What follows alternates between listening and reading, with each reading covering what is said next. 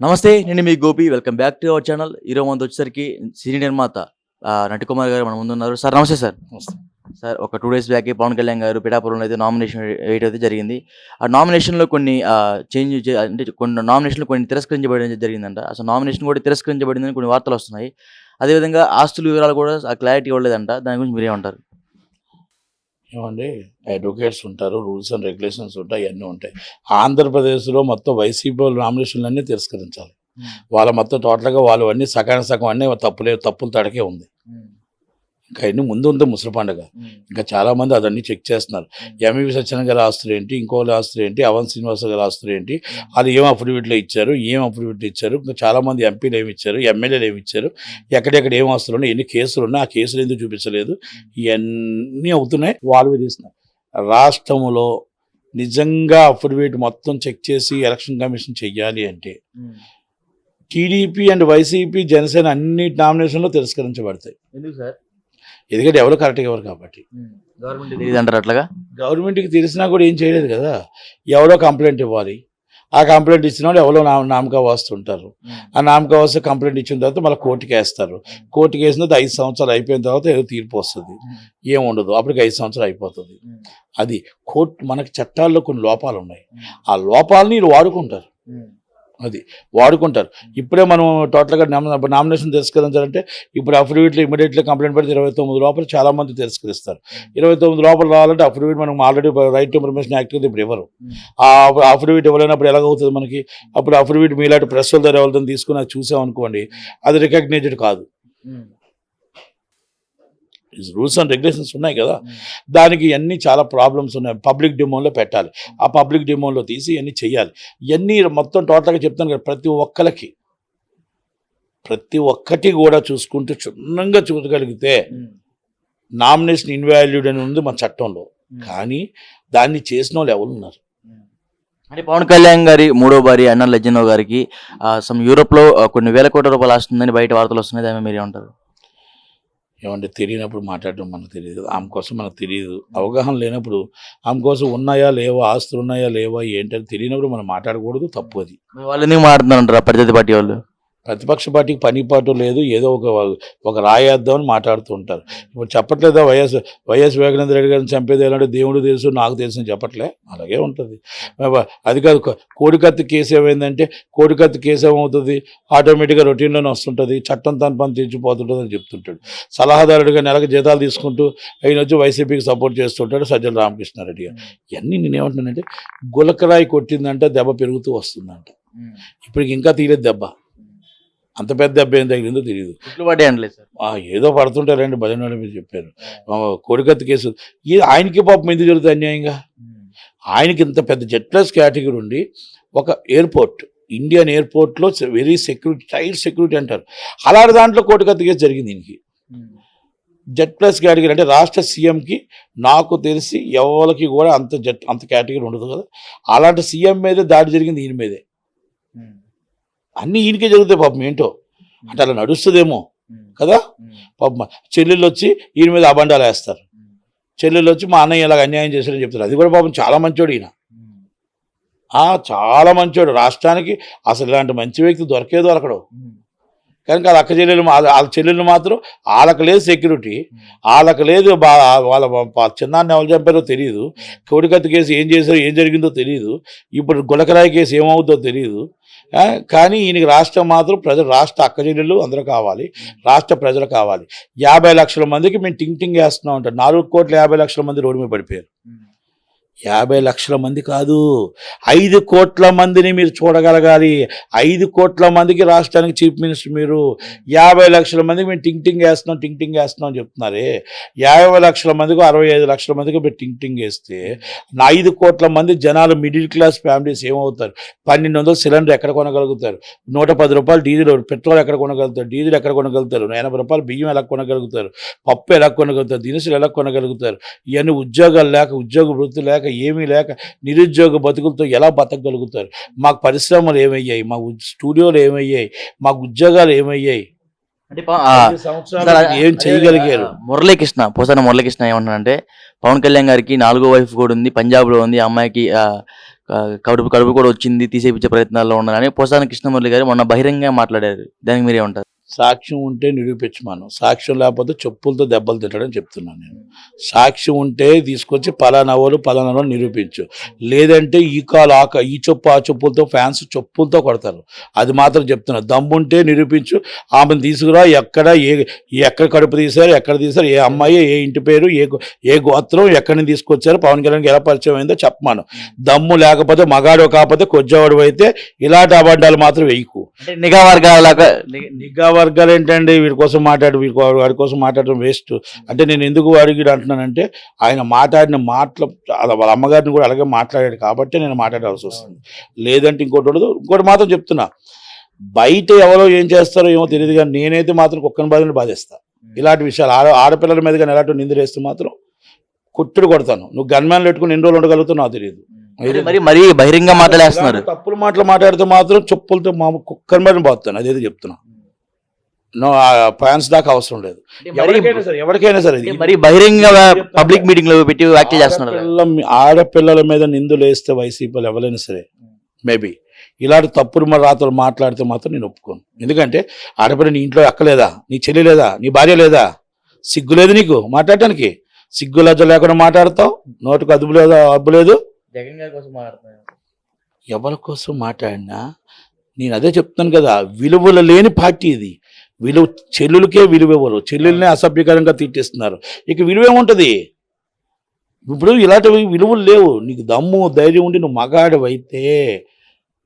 మగాడివైతే నువ్వు తీసుకొచ్చి నిరూపించి ఇప్పుడు ఎలక్షన్లో కూర్చోబెట్టి ఆమెతో అనౌన్స్ చేయించు, ప్రూఫ్ చూపించు. నువ్వు జనాల్లోకి వచ్చి మాట్లాడు, గన్మ్యాన్లు వదిలి జనాల్లోకి వచ్చి మాట్లాడు. అప్పుడు నువ్వు మగాడు అని నేను ఒప్పుకుంటా. నేను మాట్లాడుతున్నా, నాకు గన్మ్యాన్ లేడు, నాకు జనాలు లేరు, నేను ఒక్కనే మాట్లాడతా. అది అంతే తప్ప ఈ తప్పుడు సమాచారం, తప్పుడు మాటలు ఆడపిల్లల మీద నిందలు వేయకు. తెలిస్తే డైరెక్ట్గా తీసుకొచ్చి నించోబెట్టు, ఇదిగో ఇదని చెప్పు. తప్పుడు మాటలు మాట్లాడద్దు. మన చిరంజీవి గారి కోసం కూడా ఏదో మాట్లాడారంట. ఎందుక ఆయన కోసం నీకేం తెలుసు? నీ బతికేంటో అందరికీ తెలుసు. కనుక నేను ఎందుకంటే ఈసారి ఎప్పుడు ఆయన నాకు ఫ్రెండ్, నేను ఎప్పుడు అనలేదు, కానీ ఈసారి మాత్రం ఆడపిల్లలు చెప్తే మాత్రం, ఎందుకంటే వాళ్ళ అమ్మగారి మీద కూడా మాట్లాడారు. తప్పది. చూసారా మీరు? తను తప్పు. అందుకే నేను చెప్పాను, నేను తను. ఇప్పుడు ఇంకోటి చెప్తున్నాను కదా, తనులు తింటారు, గ్యారంటీ తింటారు తనులు. పార్టీలు ఈరోజు వస్తే పోతాయి, శాశ్వతంగా మనం ఉంటాం. మన కుటుంబాలు ఉంటాయి, మన అక్కలు ఉంటారు, మన అమ్మలు ఉంటారు, మన చెల్లెళ్ళు ఉంటారు, మన భార్య ఉంటుంది. నీ భార్య నీకు చెప్పకపోవచ్చు, నీ భార్య నీకు భయపడవచ్చు, కానీ ఆడపిల్లల మీద నిందేయకు. పవన్ కళ్యాణ్ గారు నువ్వు చూసావా కళతో? ఇంకా అంతకన్నా నేను ఇంకా ఎక్కువ మాట్లాడినా నీతో వేస్ట్ గాడు, నువ్వు మాట్లాడడం కూడా వేస్ట్. నేను నిరూపిస్తే అప్పుడు, లేదనుకుంటే తను క్షమాపణ చెప్పకపోతే కంపల్సరీ ఎక్కడ నువ్వు ఈరోజు గన్మ్యాన్లు ఉంటారు, రేపు గన్మ్యాన్లు ఉంటారు, రోజుకి నీకు గన్మ్యాన్లు ఉంటారు. అది గుర్తుపెట్టుకో అంతే. అంటే సజ్జల రామకృష్ణారెడ్డి గారు ఏమంటున్నారంటే, పవన్ కళ్యాణ్ గారు కాపు ఓట్లు మొత్తం గుంపుగా చంద్రబాబు కాళ్ళ దగ్గర పెట్టారు అంటున్నారు. దానికి మీరు ఏమంటారు? ఈయనకి ఎందుకండి? కాపులు ఓట్లు ఉన్నాయా, కమ్మ ఓట్లు ఉన్నాయా, ఏమున్నాయో? పిఠాపురంలో మొత్తం టోటల్ కాపులు ఎవరిని అభిమానిస్తే వాళ్ళకి వేస్తారు. మీ దాంట్లో లేరా కాపులు? అంబటి రాంబాబు లేడా? మీ దాంట్లో లేరా కాపులు? మీ దాంట్లో వంగగీత లేరా? పేరు నాని లేడా? ఎంతమంది అన్నారు? జోగి రమేష్ కాదు, కాపు కాదు, జోగి రమేష్ బీసీ, అది కాదు. ఎంతమంది ఉన్నారు కాపులు మీ దాంట్లో? మరి లేనట్టు మాట్లాడతారు ఎందుకు? గురువారు అమర్నాథ్ లేడా? వెల్లంపల్లి సీన్ కాదు ఆయన, వెల్లంపల్లి వైఎస్. మరి ఈయన ధర్మశ్రీ లేడా? ఎంతమంది లేరు? సత్యవతి గారు లేరా? ఎంతమంది లేరు మీ దాంట్లో కాపులు? తప్పు. మీరు ఇప్పుడు కాపులు మీ దాంట్లో ఉన్నాను మీకేస్తారు, వాళ్ళ దాంట్లో వాళ్ళకేస్తారు, ఎవరి దాంట్లో ఎవరి పార్టీ మీద నమ్ముకుంటే వాళ్ళకి వేస్తారు ఓట్లు. సజ్జల రామకృష్ణారెడ్డి గారికి ఏమండి అభివృద్ధి ఏం చేశారో చెప్పండి. మీరు పోలవరం ఎందుకు కట్టలేదో చెప్పండి. మీరు పరిశ్రమలు 5 సంవత్సరాలు ఎందుకు తేలేదో చెప్పండి. నిరుద్యోగం ఎందుకు వచ్చిందో చెప్పండి. నిరుద్యోగులకు ఎంతమందికి ఉద్యోగాలు ఇచ్చామో చెప్పండి. నిరుద్యోగ వృద్ధి ఎందుకు ఇచ్చామో, ఎంత ఇచ్చామో చెప్పండి. ఈరోజు మన పరిశ్రమలు స్టూడియోలు ఏం కట్టామో చెప్పండి. పోర్టు ఎంత దాకా పూర్తయిందో చెప్పండి. ఎన్ని ఎంప్లాయ్మెంట్ ఇవ్వగలిగామో చెప్పండి. అది మీరు చెప్పండి.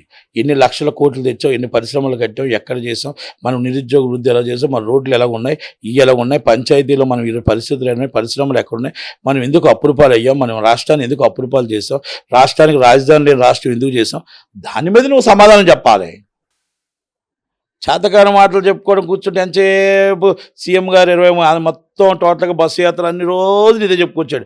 నేను పలానా పరిశ్రమ తెచ్చానని చెప్పలేపాడు, పలానా షుగర్ ఫ్యాక్టరీ తెచ్చానని చెప్పలేపాడు, పలానా అదాని గారితో పలానా పరిశ్రమ పెట్టించానని చెప్పలేపాడు, పలానా స్టూడియో కట్టించానని చెప్పలేపాడు, పలానా ఇన్ని లక్షల ఉద్యోగాలు ఇచ్చానని చెప్పలేపాడు, మనం జిఎంఆర్తో ఇది కట్టించానని చెప్పలేపాడు, ఎయిర్పోర్ట్ కట్టించానని చెప్పలేపాడు, పోలవరం పూర్తి చేశానని చెప్పలేపాడు, ఇంకా నీళ్ళు ఇచ్చానని చెప్పలేపాడు, రైతులకు 24 గంటల కరెంట్ ఇస్తానని చెప్పలేపాడు.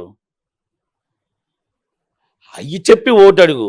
5 సంవత్సరాలు నేను చేశాను టింగ్ టింగ్ టింగ్ టింగ్. 65 లక్షల మందికి టింగ్ టింగ్ టింగ్ వేస్తే 4,35 లక్షల మంది ఏమవుతున్నారు?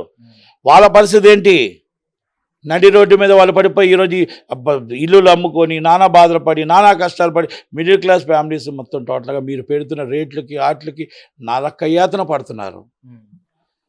65 లక్షల మందికి మీరు వేసి టింగ్ టింగ్ టింగ్ టింగ్ అని అభివృద్ధి. అది అభివృద్ధి అంటారు దాన్ని. అభివృద్ధి అంటే ఉద్యోగం, అభివృద్ధి అంటే పరిశ్రమ, అభివృద్ధి అంటే మొత్తం టోటల్గా స్టూడియోలు, అభివృద్ధి అంటే మనం నీరు ఇవ్వడం, రైతులకు నీరు ఇవ్వడం, అభివృద్ధి అంటే 24 గంటల కరెంట్ ఇవ్వడం, అభివృద్ధి అంటే రాజధాని ఎక్కడుందో రాజధాని కట్టి చూపించడం. అభివృద్ధి అంటే ఇంగ్లీష్ మీడియంలో మన స్కూళ్ళు పెట్టడమే కాదు, వాళ్ళు చదివిన తర్వాత ఉద్యోగం ఏది? మన అమెరికన్ కాన్సులేట్ ఏది? చెన్నై వెళ్ళాలా, మన హైదరాబాద్ వెళ్ళాలా, బెంగళూరు వెళ్ళాలా? విశాఖపట్నంలో మన హైదరాబాద్ ఎందుకు, ఆంధ్రప్రదేశ్ ఎందుకు లేదు? యూరోప్ కాన్సులేట్ ఏది? దుబాయ్ కాన్సులేట్ ఏది? అంటే ఇవన్నీ నేను ఎందుకు అడుగుతున్నానంటే, మనం రాయబార కార్యాలయాలు కూడా 10 సంవత్సరాలు అవుతుంది పెట్టుకోలేకపోయాం. రాయబార కార్యాలయాలు తెప్పించుకోలేకపోయాం. ఎందుకంటే రాజధాని, హూ ఇస్ ది రాజధాని? వాళ్ళు అడుగుతుంది మీ రాజధాని ఎక్కడ? హైదరాబాద్. అదే అడుగుతున్నారు, రాజధాని ఎక్కడుంది, రాజధాని ఎక్కడుందని అడుగుతున్నారు. అది హైదరాబాద్. వాళ్ళ దాంట్లో కనపడుతుంది హైదరాబాద్ 24 దాకా హైదరాబాద్ కనబడుతుంది వాళ్ళకి. మరి అలాంటప్పుడు మన రాజధాని లేదే, మన రాజధాని దగ్గర మన రాష్ట్రం కావాలి కదా. అవన్నీ కూడా మనం ఆలోచించుకోవాలి. మన రాష్ట్రానికి ఎందుకు రావట్లేదు డెవలపింగ్స్, ఎందుకు పరిశ్రమలు రావట్లేదు, ఎందుకు మనకి అమెరికన్ కాన్సులేట్ కానీ ఇంకోటి, మన పిల్లలు ఎక్కడికి వెళ్ళి జాబ్ చేసుకున్నారు, మన పిల్లలు ఎక్కడో బతుకుతున్నారు, మనం అందరూ ఎక్కడెక్కడో బతుకుతున్నారు, మనకి ఎందుకు రైతులు పండించలేకపోతున్నారు. తెలంగాణలో ఒకప్పుడు అది కాదు సశ్యామలంగా మనం టోటల్గా 24 గంటలు నీరు వచ్చేది. మన ఈస్ట్ గోదావరి వెస్ట్ గోదావరి పంటలో మన నెంబర్ 1 అనేవాళ్ళు. ఈరోజు తెలంగాణలో వచ్చి మనం ఆంధ్రప్రదేశ్లో ఎందుకు డౌన్ అయ్యాం? మనం పోలవరం ఎందుకు కట్టలేకపోయాం, పోలవరం ఎందుకు పూర్తి చేయలేకపోయాం? ఇవన్నీ మనం ఆలోచించుకోవాలి. అంతే తప్ప మనం ఎందుకు సినిమా పరిశ్రమలో స్టూడియోలు కట్టలేకపోయాం? అది మాట్లాడండి. ఈ 5 సంవత్సరాలు మీరు ఏం చేశారో మాట్లాడండి. అది ఓటు అడగండి. టింగ్ టింగ్ కాదు. మీరు ఓటు ఎన్ని లక్షల ఉద్యోగాలు ఇచ్చారు, ఎన్ని లక్షల కోట్లు తెచ్చారు, ఎన్ని పరిశ్రమలు కట్టాము, అయితే మాట్లాడాలి తప్ప ఈ కాదు మాట్లాడేది. కనుక సూపర్ స్పెషాలిటీ హాస్పిటల్, ఇప్పటికీ సూపర్ స్పెషాలిటీ డాక్టర్ కావాలంటే ఇప్పటికి మళ్ళీ హైదరాబాదే. మీ ఎమ్మెల్యేలు అందరూ హైదరాబాద్ ఇల్లే, మీ మినిస్టర్లు అందరూ హైదరాబాద్ ఇల్లులే. ఎవరు సంపాదించుకున్నారు మీ దాంట్లో అంటే ఎంఈవి సత్యనారాయణ గారు ఆస్తులు సంపాదించుకోరు. ఎవరు సంపాదించుకోరు? బొత్స సత్యనారాయణ గారు విజయనగరం మొత్తం ఆయనకు రాసి ఇచ్చారు. ఆయన ఇప్పుడు విశాఖపట్నం కూడా సగం ఇచ్చారు వాటా. శ్రీకాకుళం జిల్లా ధర్మన్ ప్రసాదరావు గారు, ఈస్ట్ గోదావరి ఒక ఎంపీ, అక్కడ ఎంపీకి ఒక ఎమ్మెల్యేకి ఇద్దరికి ఇచ్చారు. ఈస్ట్ గోదావరి ఇద్దరికి పంచారు. అక్కడ వెస్ట్ గోదావరి ఇద్దరికి పంచారు. కృష్ణా జిల్లా ఇద్దరికి పంచారు. ఒక్కొక్కరికి ఒకరు పంచారు. చిత్తూరు జిల్లా మొత్తం రాయలసీమ అంతా, చిత్తూరు జిల్లా అంతా పెద్దిరెడ్డి గారికి పంచారు. ఒక్కొక్కరికి ఒకరు పంచేసరే ఏమున్నాయి? దాచుకోండి. ఒక్కొక్కరికి ఎంతైనా ఓటించుకోనండి. ఇది కాదు కదా పరిశ్రమ అభివృద్ధి అంటే. ఒక్కసారి మిమ్మల్ని మీరు అంటున్నారు, నాకు ప్రజలు అభివృద్ధి చేయమని నాకు ఇచ్చారు, నా చెల్లెలకు ఆస్తులు ఇమ్మని ఇవ్వలేదు అంటున్నారు. మీ చెల్లెలు అడిగింది మీ నాన్నగారు సంపాదించిన దాంట్లో ఆస్తి అడుగుతుంది. మిమ్మల్ని ప్రజల దగ్గర దోచుకొని ఇమ్మని అడగట్లే. మీరు ప్రజల దగ్గర మీరు మొత్తం టోటల్గా 300 రూపాయలు చీప్ క్వార్టర్ 1000 రూపాయలు తీసుకుంటున్నారు. అవన్నీ ప్రజలకి ఇబ్బంది వస్తుంది. 5 సంవత్సరాలు మద్యపాన నిషేధం అన్నారు. మద్యపాన నిషేధం ఎందుకు చేయలేకపోయారు? ఎందుకు ఫెయిల్ అయ్యారు? అందుకే మీరు 300 రూపాయలు 1000 రూపాయలు ఎందుకు పెడుతున్నారు? ఆ 300 పెట్టండి. నాకు చేత కాదు మద్యపాన నిషేధం, ఇదిగో 300కే పెడుతున్నానని పెట్టండి. మీ బ్రాండ్లు తీసేయండి. అన్ని రెగ్యులర్ బ్రాండ్లు, అన్ని పక్క రాష్ట్రంలో ఉన్న బ్రాండ్లు పెట్టండి, అది ఇంకో రాష్ట్రంలో ఉన్న బ్రాండ్లు పెట్టండి. 110 రూపాయలు డీజిల్ వస్తుంటప్పుడు పక్క రాష్ట్రంలో 90 రూపాయలు ఉంటప్పుడు మీరు 110కి ఇస్తున్నారు? మీరు ఎందుకు ఆ 30% 20% తగ్గించట్లేదు? 1200 సిలిండర్ వస్తున్నప్పుడు ఆ సబ్సిడీ తీసి మీరు ఎందుకు సిలిండర్ ఇవ్వలేకపోతున్నారు? మీరు పప్పులు బియ్యం అయి ఉండేటప్పుడు మీరు ఇవన్నీ తగ్గించడానికి ప్రయత్నం చేయండి. మీరు ఈరోజు మొత్తం ఆంధ్రప్రదేశ్ డెవలప్ చేయడానికి ప్రయత్నం చేయండి. ఉద్యోగాలు ఇచ్చుకుంటే పరిశ్రమలు వస్తే మనకి ఇన్కమ్ వస్తుంది. అప్పులు తగ్గించుకోవడానికి ప్రయత్నం చేయండి. ఒకప్పుడు చంద్రశేఖర్ గారు మొత్తం టోటల్గా మన బంగారం కూడా తాకట్టు పెట్టేసి దేశాన్ని తీస్తే ఆ దేశాన్ని ఎలా రక్షించుకున్నారో పివి నరసింహ గారిని చూసి నేర్చుకోండి. ఈరోజు రాష్ట్రంలో ప్రపంచంలోనే నెంబర్ 1 రాష్ట్రంగా మనం తయారవుతున్నాం అంటే అభివృద్ధి చెందుకుంటూ అప్పులు తగ్గించుకుంటూ వస్తున్నాం. అప్పులు తగ్గించుకుంటూ రావాలంటే దాంట్లో ఉన్న రాష్ట్రంలో ఉన్న ప్రతి ఒక్క వ్యక్తి కూడా జాబ్ చేయాలి. జాబ్ చేస్తారా, తొగుడు బండి పెడతారా, ఇంకోటి పెడతారా, స్టాల్ పెడతారా, ఏమైనా పెడతారా, ఇది ఆల్రెడీ 6 o'clock కాదు 9 o'clock దాకా వర్క్ చేయాలి. మన రాష్ట్రాన్ని కాపాడుకోవడం కోసం, మన రాష్ట్రాన్ని నిలబెట్టుకోవడం కోసం మనం కష్టపడాలా. మనం రావాలా, మన ఇల్లు కుటుంబం ఎంతో మన రాష్ట్రం అంతా. అలా మనం కష్టపడి తీసుకోవడానికి మనం చెయ్యూత ఇవ్వాలి గవర్నమెంట్.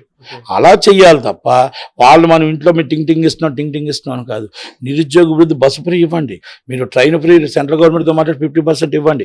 కానీ వాళ్ళందరికీ మీరు షార్ట్ టైంలో ఒక్కొక్కరికి ఉద్యోగాలు ఇవ్వండి. ప్రైవేట్ ఉద్యోగం ఇస్తారా, మీరు రోడ్డు మీద ఉద్యోగం స్టాల్ ఇస్తారా, లేకపోతే ఇంకోటి ఇస్తారా, గవర్నమెంట్ ఉద్యోగం ఇస్తారా, సాఫ్ట్వేర్లు ఇస్తారా, వాళ్ళకి ఆ నిరుద్యోగ వృత్తిని సంవత్సరంలోపు ఖాళీ చేస్తూ ఉండండి. ఆ నిరుద్యోగ వృత్తి తగ్గుతూ ఉంటే వాళ్ళకు కూడా ఇన్కమ్ తగ్గుతూ ఉంటుంది. వాళ్ళు ఎందుకు పిల్లలు దొంగతనాలకు ఏ డబ్బు లేకే కదా, కష్టాలు ఉంటే కదా ఈరోజు పరిస్థితి వస్తుంది. వాళ్ళందరినీ మామూలు మనుషులుగా మార్చాలి కదా మనం. ఆకలితో అలమటించిపోతున్నారు. ఎందుకంటే మీరు ఇచ్చే డబ్బులు కావు. ఇక్కడ ఆల్రెడీ చాలా కష్టాలు ఉన్నారు పిల్లలు, అందరూ కష్టాలు ఉన్నారు. నిరుద్యోగ వృత్తి లేదు, ఏమీ లేదు, ఏం చేయాలి? వాళ్ళు జాబ్ లేదు, ఏమీ లేదు, జాబ్ లేస్తుంటే ఏం చేయాలా? వాళ్ళందరికీ మనం ఏదో ఒకటి చూస్తే వాళ్ళు తప్పుడు తోకి మార్గానికి వెళ్లకుండా ఉంటారు. కనుక ఇవన్నీ మనం ఆలోచించుకోవాలి. ఇది మీరు చెప్పండి సమాధానాలు. కానీ ఎంతసేపు కాపుల ఓట్లు ఎక్కడ పెట్టారు, ఎలా ఓట్లు అక్కడ పెట్టారు, పవన్ కళ్యాణ్ 4 పెళ్ళిళ్ళు 3 పెళ్ళిళ్ళు, ఈ కావు నువ్వు చెప్పడం. నేను ఒకటి అడుగుతున్నా, పోసాని కృష్ణమురళి, నువ్వు రాష్ట్రానికి ఏమైనా నువ్వు ఇండస్ట్రీ తీసుకొచ్చి ఇండస్ట్రీకి ఏమైనా చేసేవా? చేత కాకపోతే మూసుకొని కూర్చో. రేపు ఇండస్ట్రీలో మా టీడీపీ గవర్నమెంట్ వస్తుంది, మేము చేసి చూపిస్తాం అంటున్నాను. మేము నటుని మేము చేసి చూపిస్తాం. Okay sir, thank you sir.